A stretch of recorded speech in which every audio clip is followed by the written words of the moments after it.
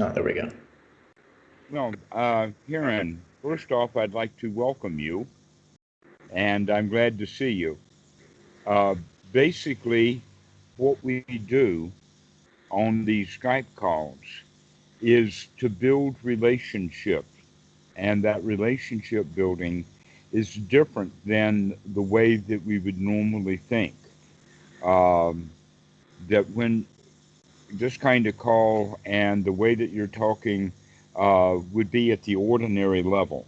And the ordinary level would be Guru Shila, client and therapist, doctor patient, landlord and resident, um, uh, cops and robbers. Okay. And the way that we're going to do this at super mundane level is that we're just friends. This is the way to start. Is that our relationship will be a relationship of friendship rather than one up, one down. That the one up, one down relationship is what our entire society is built upon, and that society that's built upon that also the words like capitalism are there, and that capitalism can be understood to be nothing more than one person exploiting another. And so the one who's doing the exploiting is on one top or one side, and the one who's being exploited on the other. And so if we get out of capitalism, then what is left is socialism. Now, the capitalists, they really hate that word socialism, because what that means to them is that whatever I have done all of these years to rip people off and gain things and get my power and be the top dog and never mind how many people I've hurt, if socialism comes along, that means that someone is going to take away from me what I have accumulated to give it to somebody else. If you think about it like that, that's just more capitalism. True. Okay? The real socialism is I've got plenty. I've got enough. I've got so much that I'm willing to share. And when everybody has that attitude, that's a different attitude than I've got mine and I don't want you to take mine from me. But rather, everything is complete already because we already have the idea or the feeling that there is enough. And so, this is actually what needs to be fostered or to build up on. This is actually the practice. If you can think of it like that, this is actually the practice of zazen, just sitting, which means that you've already got everything you need. So it could be just sitting. I can just sit here because I've already got everything I need. I've got everything I want, and I'm already completely satisfied. And so now, finally, I can just sit, and perhaps we can add the word just sit and relax because we've already got everything. This is what needs to be practiced, and yet most Westerners come to the practice of meditation from the capitalistic point of view of I need something and I'm trying to get it from meditation. Yeah. Yeah. Right. And that's one of the pieces that's often missing is the part of it is that we're not practicing to get something. We're practicing to be satisfied with what we already have. Rather than just even just chasing more and more states too. Hmm. So um, the practice of anapanasati is the practice then of removing unwholesome thoughts from the mind and putting wholesome thoughts in the mind. So the unwholesome thoughts would be of the thoughts of capitalism. I need this, I need that. I could go get it from this place, I can go get it from that place. And the actual more noble position would be, I don't need anything. I've already got what I need. And in fact, all you need right now in this particular moment is the next breath. If you don't take that next breath, then you've got a problem. But if you do take the next breath, then you've got all you need. And so we look at it from a very narrow context, in the sense of, rather than looking at it for what I need for next week or next year or what I need after I die, we can say, no, we're looking at what is needed right now. And the answer is, we don't need anything right now. Nothing. Everything is already okay right now. This is the practice of anapanasati in a way of looking at it. So, more into the actual language of the Buddha, we look at the things like the Four Noble Truths and the Eightfold Noble Path. I think, in fact, the Zen even has a bit of that kind of Buddhism. Do they ever talk about the Eightfold Noble Path? Yeah. Okay. So let's talk about that. The entire teachings of the Buddha could be wrapped up into just one little saying, and that is dukkha, dukkha nirodha. You probably heard the word dukkha before. Yeah. You know what it means? Yeah, I've heard different translations, but some would, I've heard suffering, but I've heard all the refinements of it as in our modern world and postmodern world, actually redefining dukkha as actually reactivity.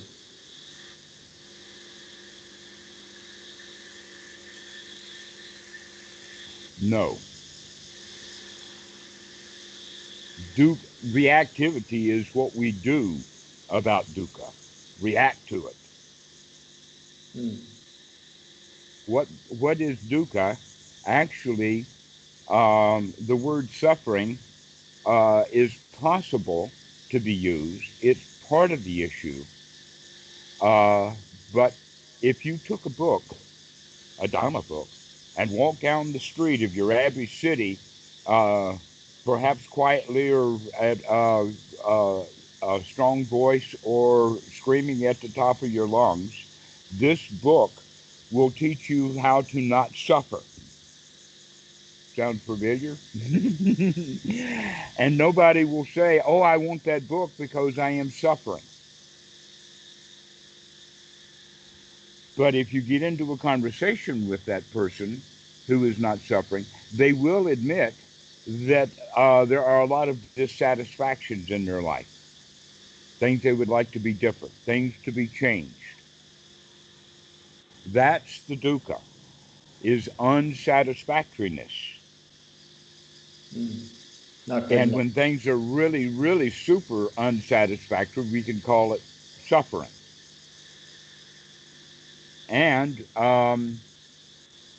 dukkha nirodha, the word nirodha means the ending of suffering. And many, many Westerners, when they hear this term dukkha nirodha, the way that they think about it, the way they practice it, is dukkha, dukkha, more dukkha. Let me investigate dukkha. Let me get really into it. I want to know the real nature of dukkha, and more dukkha, and insight to dukkha, and deep meditation into dukkha.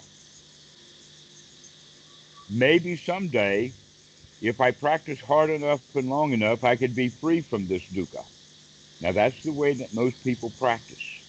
The teachings of the Buddha is completely opposite of that. The teachings actually are dukkha nirodha, in the sense of see the dukkha right now and remove it right now. Don't dwell on it. Don't look at it. Don't keep going to it. Don't note it, but rather remove it. And an example of that would be real alligators. If you had an actual real alligator in your room, an alligator in your bed, an alligator in your car. You don't want to get rid of that alligator. And that alligator might, in fact, give you some resistance about what it's going to do. But the real alligators don't exist like that. There are no real alligators. There's no, look around your room. There's no alligators there, are there? No. Okay. But the alligators, in fact, that we deal with all the time are the ones that are in the mind, our own mind. We create our alligators. We remember alligators from our past when we bring them up and we remember them. And so we actually create these alligators, and that these mentally created alligators were fairly easy to create. A real alligator is not so easy to create. There's no alligators that I know of except perhaps in a zoo in San Francisco.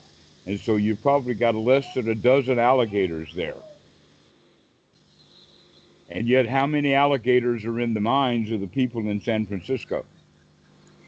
A lot, especially these days. All right. So now we understand that those kind of alligators are fairly easy to create because there's so many of them.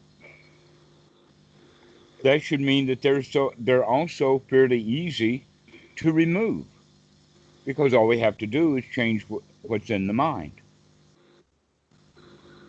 And that's where the practice comes in. This is the real practice of Anapanasati, is to take the right effort out of the Eightfold Noble Path, to take the right effort to remove the alligator that is in the mind in this particular moment. That's the way that it's to be practiced. Now let's look at it a little bit more. Let's go back to Dukkha, Dukkha Nirodha as the overall teaching, and that teaching breaks down into the Four Noble Truths. But there is a sutta where the Buddha says specifically, I only teach one thing. Both formally and now, I teach only one thing, and that is Dukkha, Dukkha Nirodha. And the way that that's taught then is in the Four Noble Truths. And so you break that package down immediately into this is Dukkha, this is the cause of Dukkha, is the second Noble Truth. This is what it is like to be free from Dukkha, the third Noble Truth. And this is the method that we're going to use to remove the Dukkha. Now, when we use the word path, that was actually not necessarily a good translation. A better translation is the word method, because a method can be applied right now. For instance, how do you open a door that's locked? The method normally is that you get the key, you put the key in, you turn the key, you turn the knob, and the door opens. And that's all there is to it. That's a method. A path, though, sounds like that you've got to go traveling. You want to take a long time. All right? But the word path means that you've got a destination to where the key to the opening the door, there you are. You open the door and that's it. And that's all we need to do. So everything is right in this present moment. And so this is the way that we practice, is we're not trying to practice to get some outcome in the future. We're practicing to get the outcome right now, this very moment. And if we can get good at doing it in this present moment, then we build confidence that we can do it in the next moment. And then if we can do it in this moment and then do it in this next moment, and we keep practicing over and over again, we develop confidence. And that confidence then is all that we need, is that confidence that I can, in fact, take care of this present moment. I can handle it just fine. Why? Because I've been practicing to handle this moment rather than having this moment handle me. And so there's a big attitude change. And so basically going to this method, the method is right view, right sati, right effort, and right attitude. When we put these things together, it comes up with right noble organization of the mind. When the mind is organized, when it's unified, when it's put together, this is the position or the moment. In this moment, when the mind is organized, it's noble. In this moment, when the mind is organized correctly and noble, our sila is good. For instance, if you don't want anything, then you're unlikely to go harm somebody to get it. If you don't want anything, then you're unlikely to go steal it. When you're satisfied in this present moment, you're not going to be doing things to get to of capitalism that winds up taking things from other people because there's nothing they've got that you want. Yeah. Isn't that marvelous? Very. Okay, so this is how we practice, and people say, yeah, well, I can practice that, but it doesn't stick. Well, that's because you expect this moment to do it for next moment, and that's not right effort. The right effort is to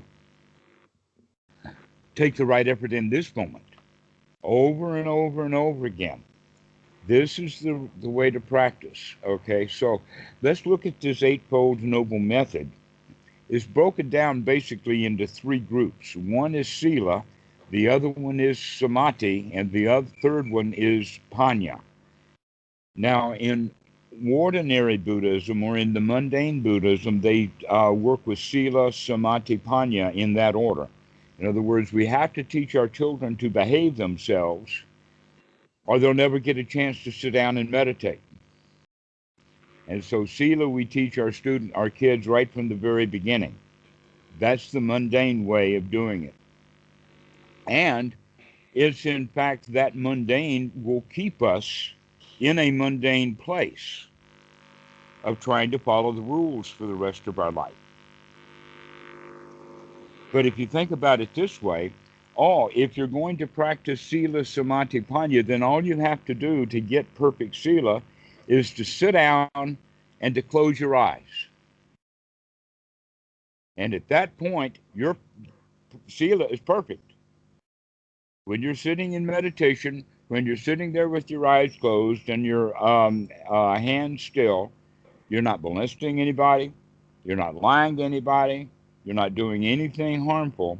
And so in that regard, Sila can come first, but it comes immediately. That you just stop doing what you were doing before to harm others and to sit down and do nothing. That's perfect Sila. So we can then go to the other parts of it. But in the noble way of looking at it, we start not with Sila, but rather Sila winds up being a byproduct. The noble way of looking at it is to get the mind cleaned out so that we don't want anything. And if we don't want anything, now our Sila is perfect. So when we sit down, we're going to do it from this perspective of the Four Noble Truths, not starting with Sila in order to still the mind to get Samadhi so that we can then get some wisdom. But rather we start with the wisdom in the beginning.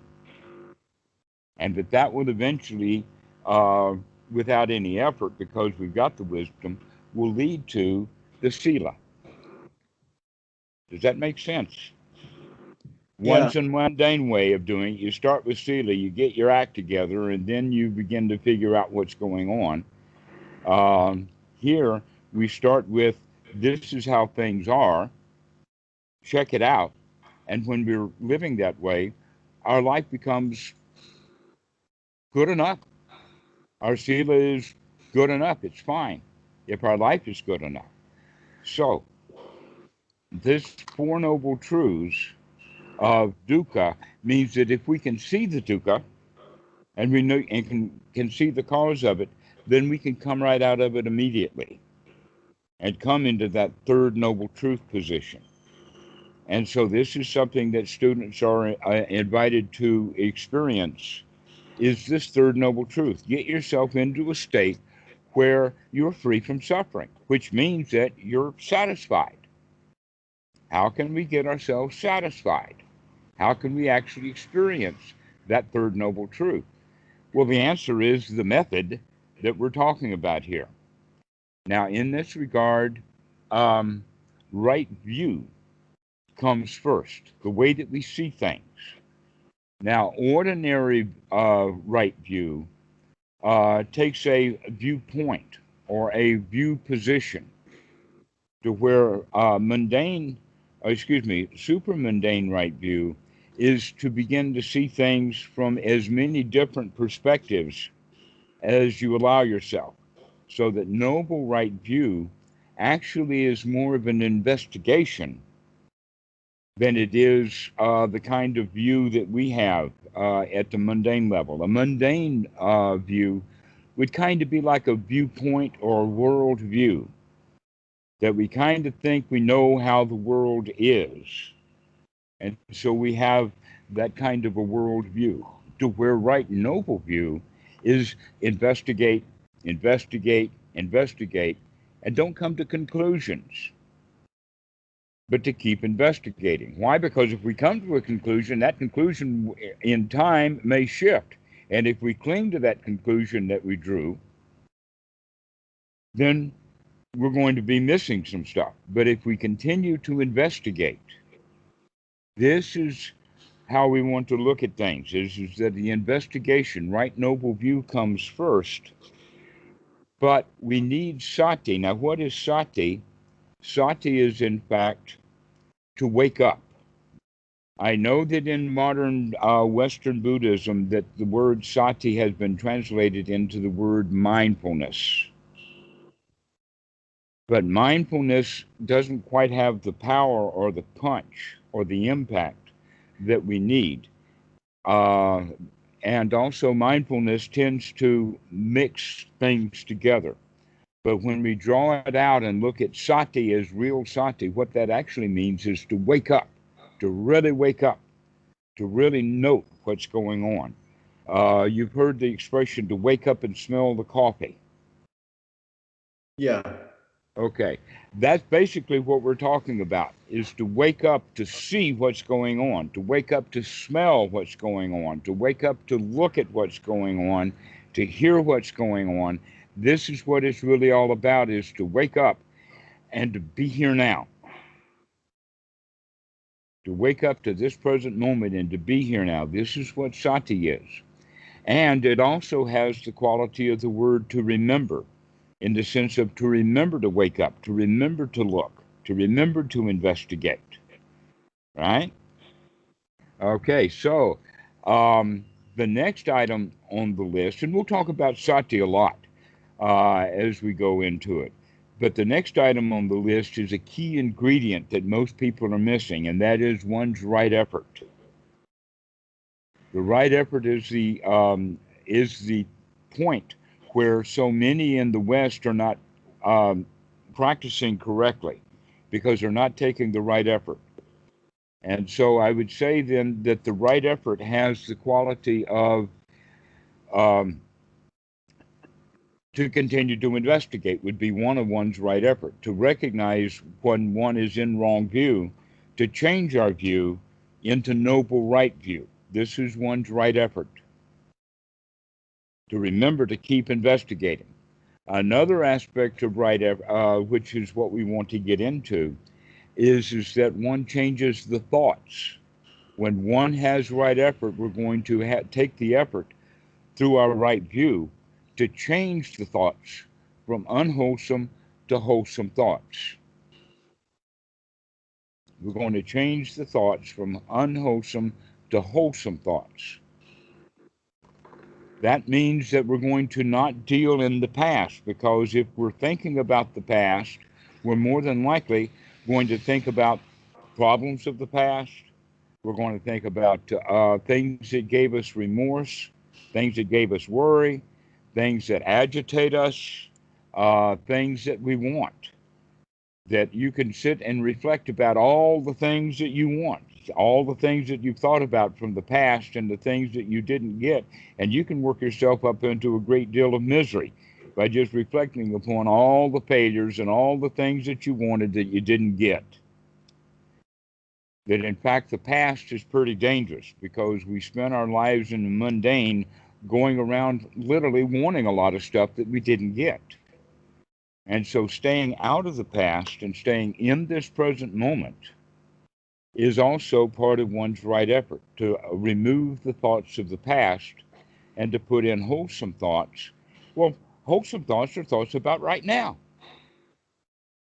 thoughts about this present moment, thoughts about the breathing, thoughts about the thoughts themselves, thoughts about how I feel, thoughts about what the body is doing, and also thoughts about how things are in the sense of the Dhamma.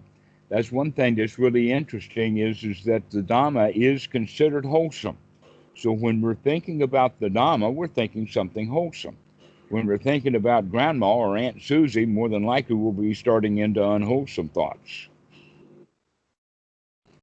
And if we think about that drop-dead gorgeous babe we saw last week, for sure we're going to go into unwholesome thoughts.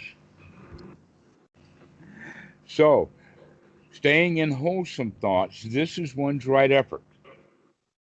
What are the kind of wholesome thoughts then that we would have would be the kinds of thoughts that would brighten or gladden the mind, to take it out of its ordinary state and take it into a more uplifted, exalted state.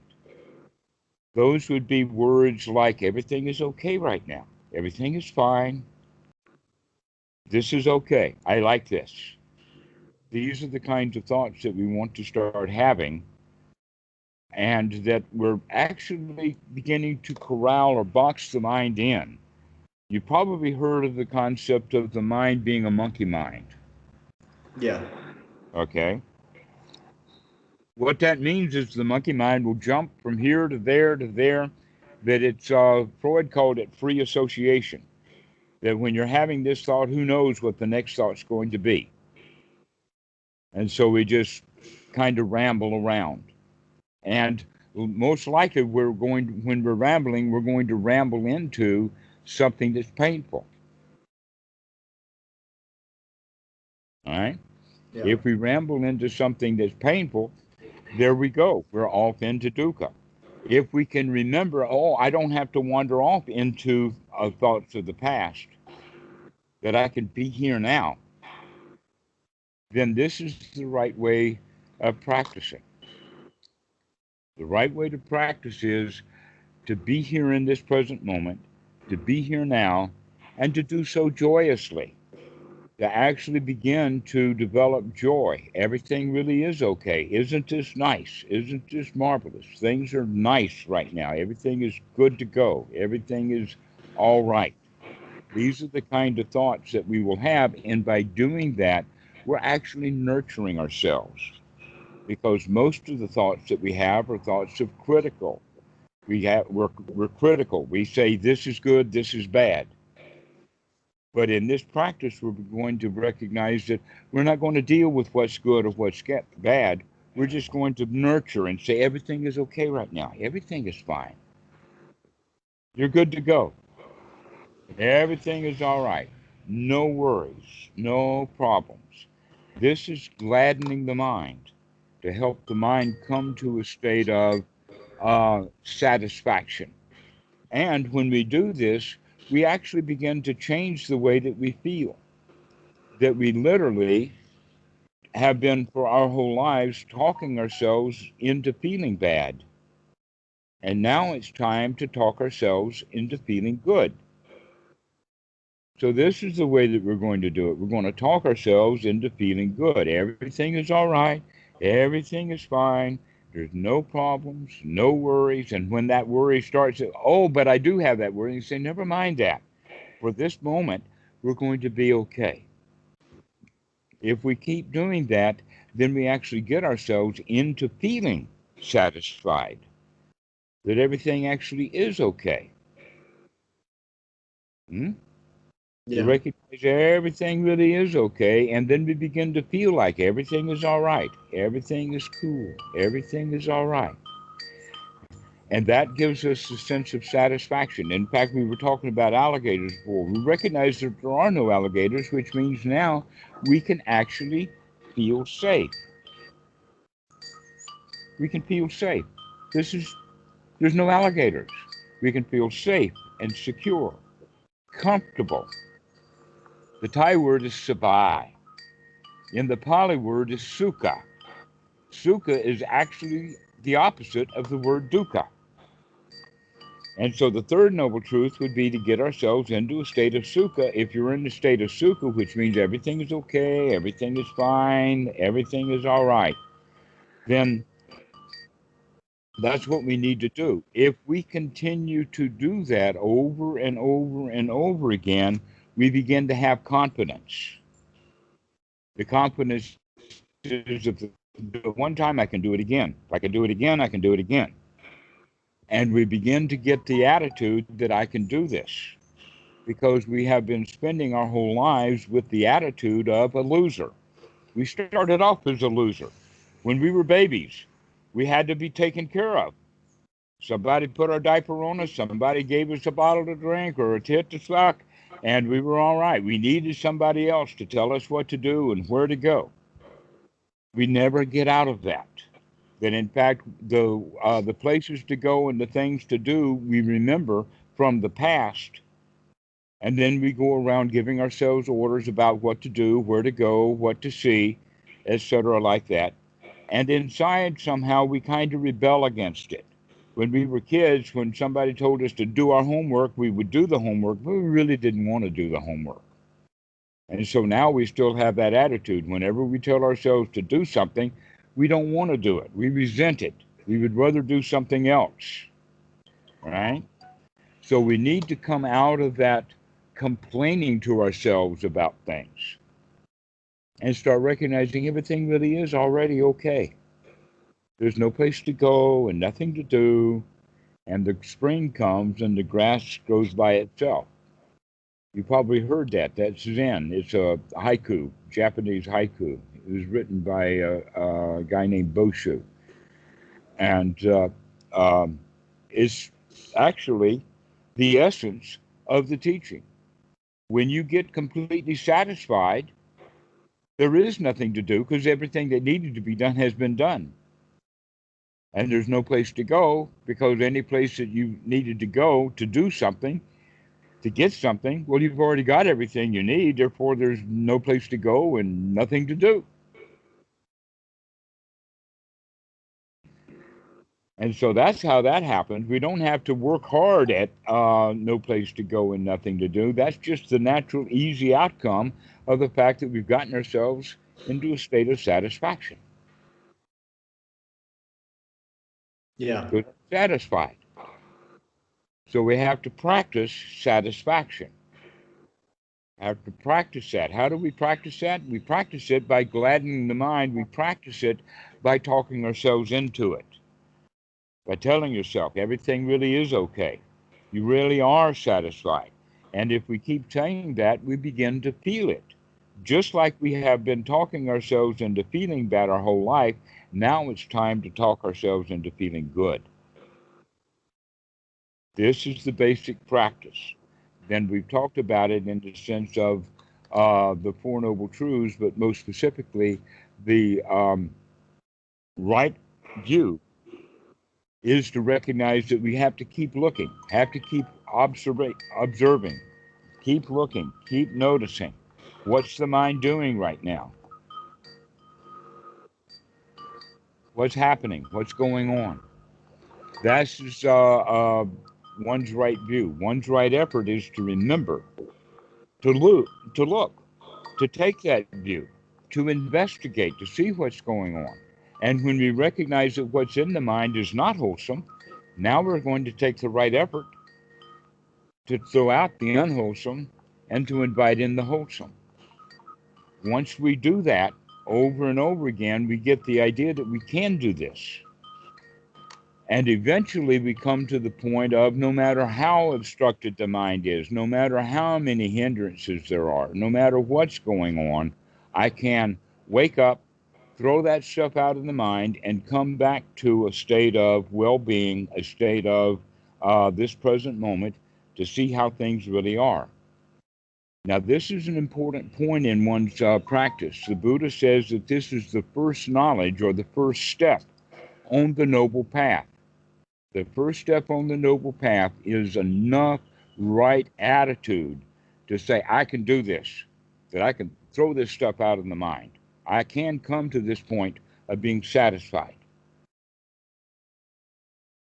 That's the first step. And so this needs to be practiced over and over and over again to get yourself into the state of being satisfied, by gladdening the mind. That we're not trying to go at this time for no thoughts at all, but rather we're going to this monkey mind and say, okay, monkey mind, you have been jumping all over the forest from tree to tree to tree.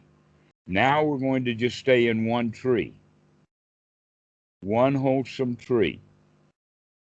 We can jump around in that tree, but we're not going to jump around all over the forest. Just to kind of, a way of thinking also is to corral the mind. Like you have a pasture. Out in the West, there's places where there's no walls, no roads, no boundaries, no fences, and the horses can run anywhere they want to, including getting into kind of danger. But what we want to do is then to take the horse and put it into a pasture so that we know where the horse is. Eventually, we're going to put the horse into a corral so that he can be trained. And then eventually, we're going to put the horse into a stall. We're thinking then about the whole mind like that. Right now, the mind has the entire Southwest to roam around in, all kinds of dangerous places there. And we're going to start to corral it, to get it into a place that's secure, comfortable, and peaceful. To put it into a corral, to literally bring it home.